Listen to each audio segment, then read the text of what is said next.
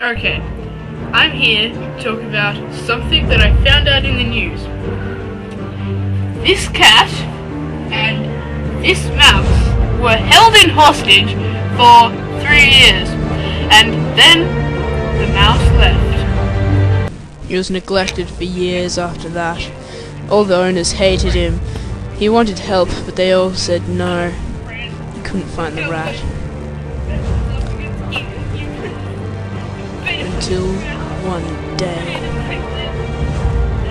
when he didn't have any friends, he found the rat.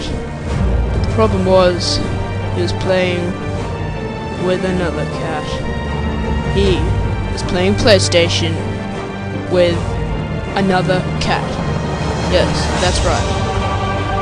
He went home crying and was thankful for his masters neglected him even more.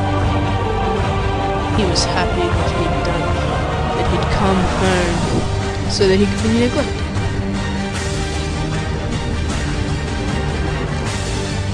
He had his neck twisted and chucked on the ground and his head put inside a shoe.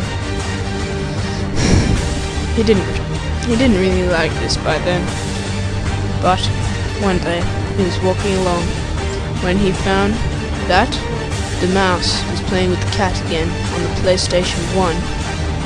The cat had an idea. He was going to kill the other cat.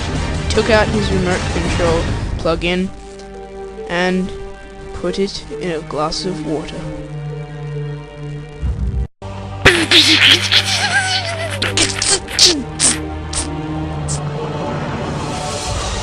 The cat was dead. The other cat was happy and took the mouse as his hostage, even though he was hostage himself.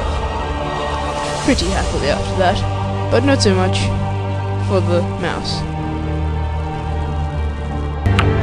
Not what it seems.